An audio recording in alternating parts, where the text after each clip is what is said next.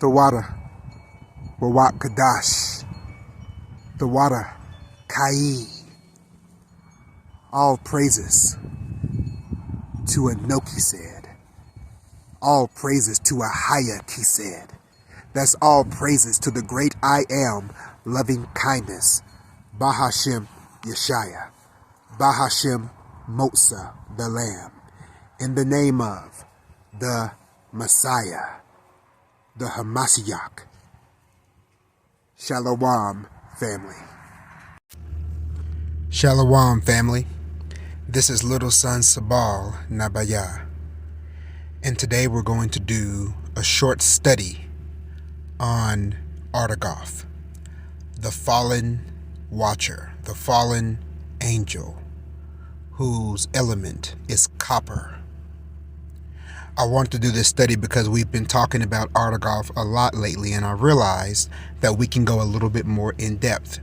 So that's what we're going to do today. We're going to take a look at the fallen watcher Artagoph, and we're going to go into the Book of Enoch. And we're going to go into the J.T. Milik translation, which is one of the oldest translations that you can get out there, because it takes the information straight from the Dead Sea Scrolls, or the scrolls at Qumran. So yeah, we're going to go in depth today, family, and we're going to deal with Artagoph, with the fallen watcher, who is copper. We go to chapter 8. If we go to chapter 8, and then we start reading right at verse 3, it says that Simaz taught the spell binding and the cutting of roots. Hermione taught the loosing of spells, magic, sorcery, and skill. Barakel taught the signs of the thunders. Kokabel taught the signs of the stars. Zekel taught the signs of the lightning flashes. Artagoph taught the signs of the earth. And we'll stop right there because we're focusing on Artagoph. So the signs of the earth, that's talking about geomancy. We've talked about that before, about how copper actually uses this art, this geomancy, to teach man how to take power from the earth. It is the reason why copper is always linked to power. It's linked to electricity. So there's a relationship that copper has with Zekel. Zekel is the fallen watcher that is over generated electricity. Okay, family, so now I want to show you this chart. And this is a chart in the Book of Enoch that was done by J.T. Milik. And it actually has the names of the fallen watchers, each one translated, and a few of them even have different ways to pronounce it. And so when we look at these names, we see that these names mean different things. We have Satuel, Ananel, Matariel, Hermione, Asael. Look at Asael. It has two ways to pronounce it, Asael and Azazel. So what you'll notice is that most people go with Azazel. But we know from reading the Book of Remembrance and the name that was actually heard through the Urim that Asael is actually the right name. That's one thing we have to remember, is when we're dealing with scholars who are translating things, well, they tell you the way they think is pronounced. But when you are actually getting it directly from the Urim, then what you're hearing is the way that the name is actually supposed to be pronounced. And that's really an interesting phenomenon, the way that some of the words have gotten changed up over time. Sometimes there's no difference, sometimes there's a pretty significant difference. But on this chart, I want to show you Artagoph, and Artagoph is not on this page, so let's go to the other page of this chart. So here is the other page of this chart, and look right there. The first one is Simaz, whose name means my name has seen, and then right under him you have Artagoph, the earth is power. And then we see another way that it's said is Arakiba or Artikifa. So if you come across those names, they're actually talking about Artagoph. If we look at Enoch chapter 6 and we look at verse 7, look what it says. It says, and these are the names of their leaders. This is talking about the Decadarchi, the fallen watchers. It says Semihaza, who was their chief, Artagoph, the second to him. And we'll stop right there because I want to show you where Artagoph was in this procession. He was second to Semihaza. What I want to show you is in the Book of Remembrance of First Achi. We just finished reading that Artagoph was second to Semihaza. So now I want to show you in First Achi in Words, chapter 1, verse 16. We're going to start reading right here. It says, and in the course of those days, they became dissatisfied with the visions of created purpose. Salakia, with the visions of their created purpose. And Semihaza said to a rock beside him, how are you called, little one? And he answered, my name is Artagoph, which means the earth is power. For all things are created by the power of the love of God in the earth. So that was what Artagoph was originally supposed to be about. Letting you know that all things are created by the power of love, by the power of the love of God in the earth. And Semihaza replied, oh no, that will never do. You are copper, and you were created to rule over all the host of men, and you can be great in the sight of all the earth. For you shall bring them pleasure and power in abundance, and they will greatly desire you and worship you. And in this thing, the love of God is done away. And in this manner did Semihaza give all who would listen lying visions, and he prospered and practiced in the midst of holy Eden and in the sight of God. Verse 17. And it came to pass that after Semihaza began to corrupt the visions of any who would listen, that Eve came upon this scene, for she had become frightened, and she had become frightened when Semihaza landed, and she had not come this way for some time. And as Eve walked some distance away from all of this, she heard the rocks talking about the stranger, and she felt a division between them. Some were drawn to Semihaza, and some were repulsed by his rebellions against God, and they loved God and would not displease him. And as Eve drew near, she felt like she must choose between them. So family, I read that because I want you to understand, number one, that Semihaza, the first thing he did was corrupt. He corrupted Artagoph. He corrupted copper. And he gave copper that lying vision. And copper, Artagoph, listened to it. And so he abandoned the vision that the Father had for him. And then he followed after the devil, Satan, Semihaza. And then, family, I want you to understand that it was him who brought those feelings of division. Remember, the devil loves to divide. Now, that is not to say that there is not a righteous way to divide. Because remember, Enoch and Yatsakad, who we would call Adam, they actually divided the earth in a good way, because you have to divide the good from the evil, separating the wicked from the righteous. And we've talked about that before. I'm not going to go too deep into it right now. Now, family, I want to show you how the Messiah dealt with Artagoph, and how Artagoph was the one who tried to tempt the Messiah. So we're going to stay in the Book of Remembrance of First Achi, And we're going to go to 1 Chi chapter 9, and we're going to start reading at verse 54.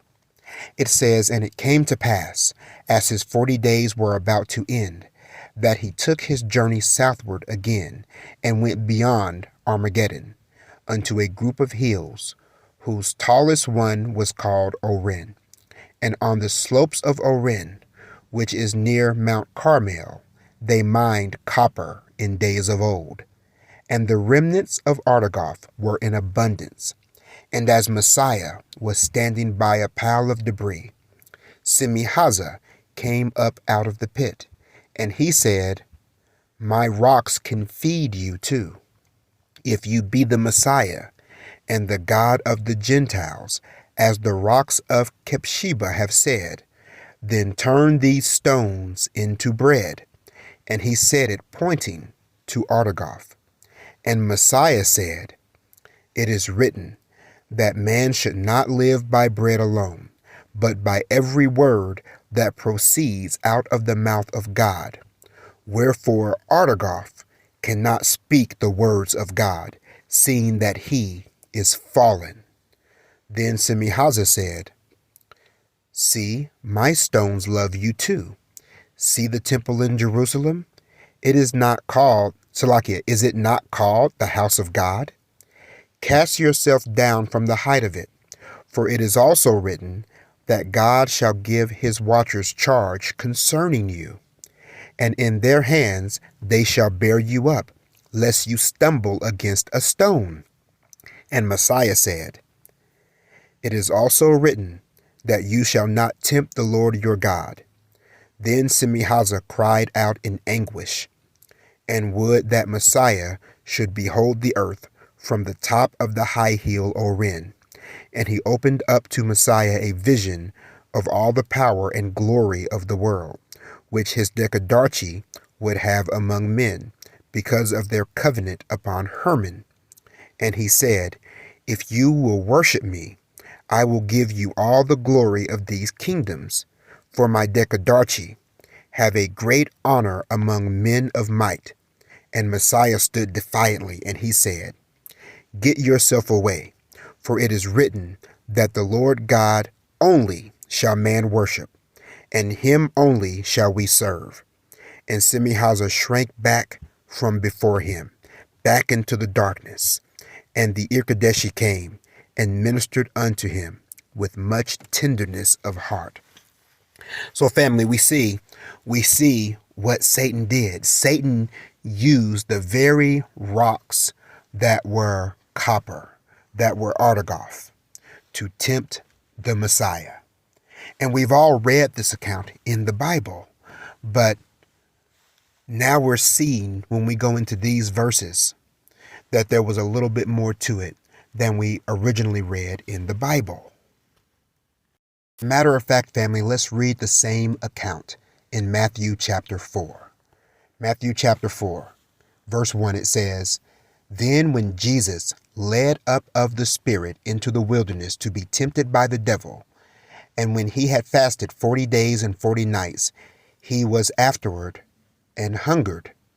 And when the tempter came to him, this is Simaz, he said, If thou be the Son of God, command that these stones, pointing to Artagoph, be made bread. But he answered and said, It is written, Man shall not live by bread alone, but by every word that proceedeth out of the mouth of God. Then the devil, Simaz, taketh him up into the holy city, and setteth him on a pinnacle of the temple, and saith unto him, If thou be the Son of God, cast thyself down, for it is written, He shall give his angels charge concerning thee, and in their hands they shall bear thee up, lest at any time thou dash thy foot against a stone. And family, that's in Psalm 91. Let's keep reading. Verse 7. Jesus said unto him, It is written again, Thou shalt not tempt the Lord thy God. Again, the devil taketh him up into an exceeding high mountain, and showeth him all the kingdoms of the world, and the glory of them. So remember, he was showing this day and age. He was showing when the decadarchy would have preeminence among men, and we would have access to all the comforts and pleasures, all the comforts and pleasures of the Decadarchy. That's what the devil was showing him. Verse 9 says, and saith unto him, all these things will I give thee, if thou wilt fall down and worship me. Then saith Jesus unto him, get thee hence, Satan, for it is written, thou shalt worship the Lord thy God, and him only shalt thou serve. Then the devil leaveth him, and behold, angels, the Irkadeshi, angels came and ministered unto him. So family, you see how it's important for you to go into these ancient records so you can get more understanding. Now family, when we were just reading a moment ago in the Book of Remembrance, it referenced when the fallen watchers all swore their oath upon Mount Hermon. And so I want to show you that in the Book of Enoch. We're back in the J.T. Milik translation. And look right here, family, look right here. And it's in chapter 5. And if we start reading at verse 9, it says, in all the days of your life, and it came to pass that the children of men multiplied in those days, and were born to them daughters, beautiful and fair. And the watchers, the sons of heaven, saw them and desired them. And they said, let's see, lost my place because I was moving the camera. Let's see. And they said one to another, let us go and choose for ourselves wives from the daughters of men, and beget for ourselves children. But Simaz, who was their chief, said to them, I fear you will not wish to do this deed, and I alone shall be guilty of a great sin. And they all answered and said to him, let us all swear an oath, and all bind one another to it, that we shall not any of us turn aside from this counsel, until we do this deed. Ananel 13th to him, Seterwell 14th to him, Sariel 16th to him, Tumiel 17th to him, Turiel 18th to him, Yomiel 19th to him, Yahadiel 20th to him. These are the chiefs of tens. Those 200 and their leaders all took for themselves wives from all that they chose, and they began to go into them, and to defile themselves with them. Then they began to teach them sorcery and spell binding and the cutting of roots. And that's all I'm going to read right here, family, because the point of this is I'm showing you that they all took an oath together. But family, we've read about this oath before in more detail. Let's read about it, family. Let's go into the Book of Remembrance of Enoch, the Essene book of Haggai. And let's go to Bidal, chapter 10. And let's start reading at verse 93. It says, and it came to pass that after those days, Simaz gathered all of his host together, and they were 1/3 of the sons of heaven. And he said, I and Asael, my brother, have counseled with Lamech, and we have discovered to him what can be done, so that we can obtain children by the daughters of men upon the earth. And the matter is now known to him, and it has been accomplished. And I saw that these are the same which are called the Nephilim by the righteous. And Simaz continued, and he said, and we now have done this deed, to have children by the daughters of men. And before now we knew everything to do, except the elements to use to make them strong.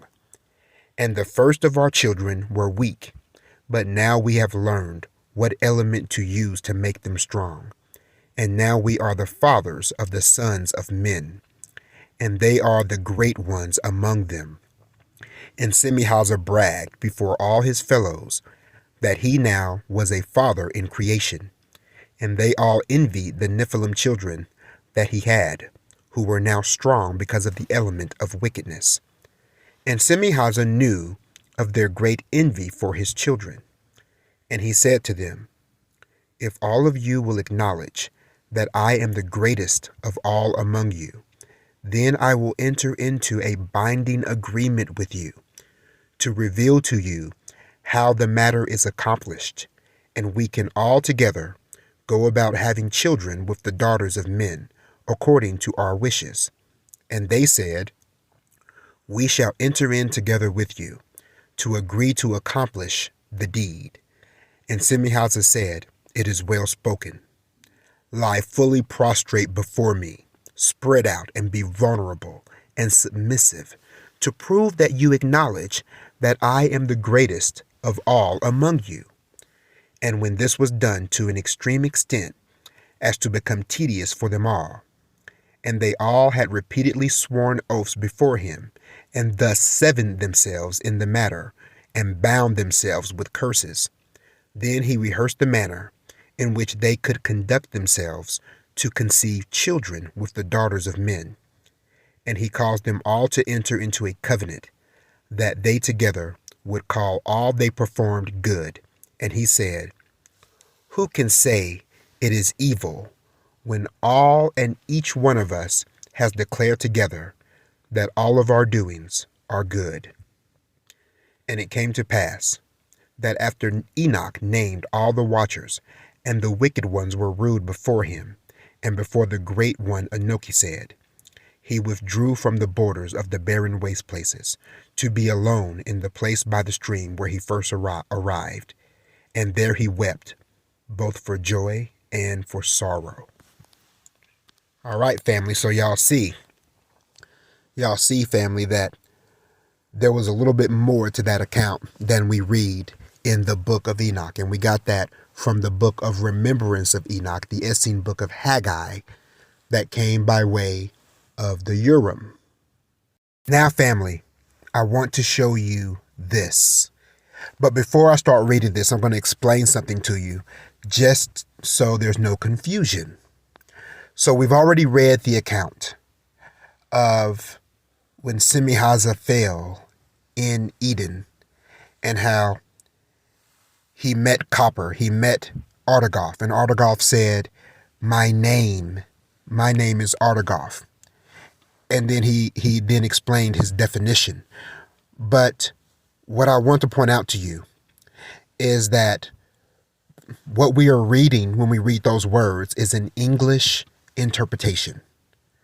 And so what was going on was they were communicating in the language of feelings.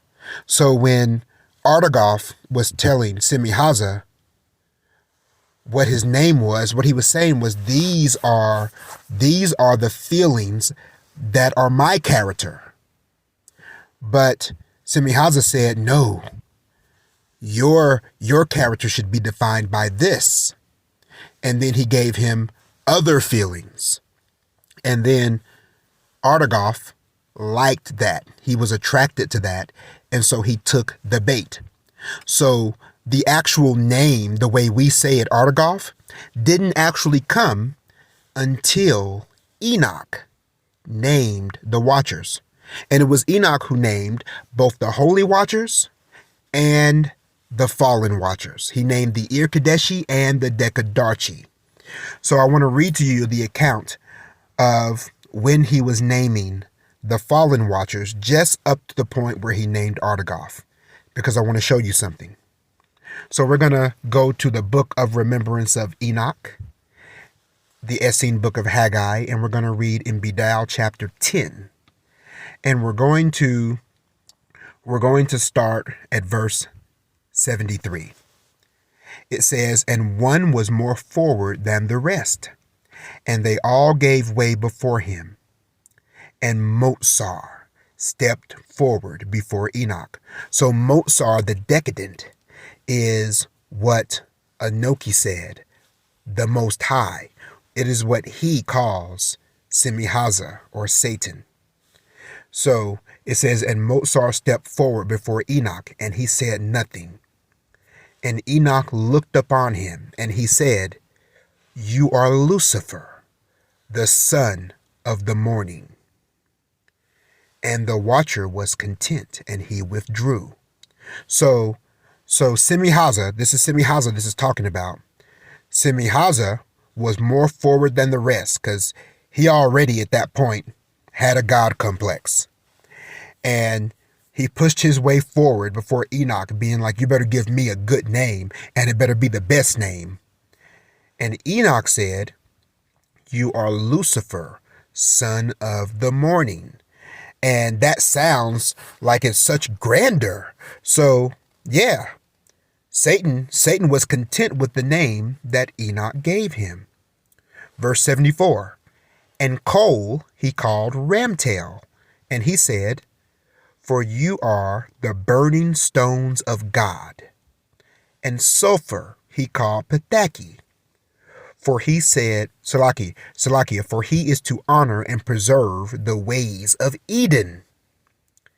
And he called gold Turiel, for he was to call all who behold him to walk with God. And he called iron from meteors Asael, because God made them to be firm in their standing for him. And copper was one who was insistent. Here we go, y'all. And copper was one who was insistent that he was foremost among them all, and thus he deserved the best name. And Enoch called him Artagoph, and he said, he had that name, for he is to be the elder watcher of righteousness before the God of heaven. And he was then quiet before Enoch. And we'll stop right there, family, because I read that because I wanted to point out to you what Enoch was doing when he named the fallen watchers. He was giving them names that reproved them, because he was giving them names that had to do with what they were originally supposed to do in creation. But these names, even though to them they sounded good, they were actually a reproval against them. And they stand as a testimony against them. Because Artagoph was supposed to have been the elder watcher of righteousness. But Satan got to him. Simaz got to him. Mozart the Decadent got to him. Lucifer got to him. He got to him and gave him a false vision. And so now he would not be the elder watcher of righteousness, but he would cause much unrighteousness. As a matter of fact, in the Dead Sea Scrolls, and I'm not going to go into this right now, but in the Dead Sea Scrolls, it lets you know that like they would not even cook on copper, because it was considered such a filthy, dirty metal. And to cook on copper would be an insult. It would be an insult to Dabariel, who is the holy watcher of fire. So family, I wanted to read this to you all. I wanted to just do this short study on Artagoph to let you understand more about Artagoph. I know I've done shorts on Artagoph before, and we've read his description in the back of First Achi. We're not going to read it right now because we've done it before. Well, you know what? Let's go ahead and do it. Let's go ahead and read it. We'll go ahead and read that right now, and we'll end it with that. Okay, family, we're in the back of the Book of Remembrance of First Achi, and we're going to read about Artagoph. It says, Artagoph, the earth is power, copper. Artagoph is the second to Simaz. Originally, when God created him, he had the definition that the watchers of holiness can preside, for righteousness is adequate. You see that, family? He would have been the elder watcher over righteousness. Let's keep reading. Had he chosen to keep this definition, he would have been the elder watcher of righteousness. People could have used copper to magnify the power that comes from being intimately connected with the life that is in all things, and the light of truth that is in all things, that which governs all things. Artagoph chose instead the definition of righteousness is imaginary, and only things separate from the natural are valid and of worth. As a fallen watcher, he connects things, is closely associated with the light, and is very much a part of what governs machinery and unrighteous things. He has the appearance of being his real definition, as does his master, Simaz. He is the chief accuser of the righteous, but now his name in Hebrew means filthiness. There is a scripture which says, and this is the scripture I was speaking of, family, that is in the Dead Sea Scrolls. It says, now concerning the offering of grain by the Gentiles, who and they touch it, render it impure. One is not to eat any Gentile grain, nor is it permissible to bring it to the temple, concerning the sin offering that is boiled in vessels of Gentile copper, by which means they render it impure, the flesh of their offerings, and further, that they boil in the courtyard of the temple, and thereby polluted the temple with the soup they make. We disagree with these practices. You see that, family? That's from the Dead Sea Scrolls. Let's keep reading. Simaz had told him that he would be honored, that he would be in millions of homes, and the day would come when mankind would think they could not live without him. They could not eat, stay warm, travel, speak to one another, see each other, or protect themselves, or make riches in abundance without him. This tempting vision was too much for him to resist, so Artagoph chose for evil. Artagoph teaches the signs of the earth. He originated the superstition and the concept of luck. See that, family? See a penny, pick it up. All day long you have good luck. Pennies are made of copper. The spirit of Artagoph is in every penny. He is literally the foundation of our monetary system. Let's keep reading. He is the master of gamblers, the master of greed, and of the accumulation of wealth and unrighteousness. He is the master of subtle conquerors, and of lying and oppression by beguilement, the wasting of life, the master of mispurpose. He is the enemy of righteousness. The Babylonian god Nebo is a follower of Artagoph.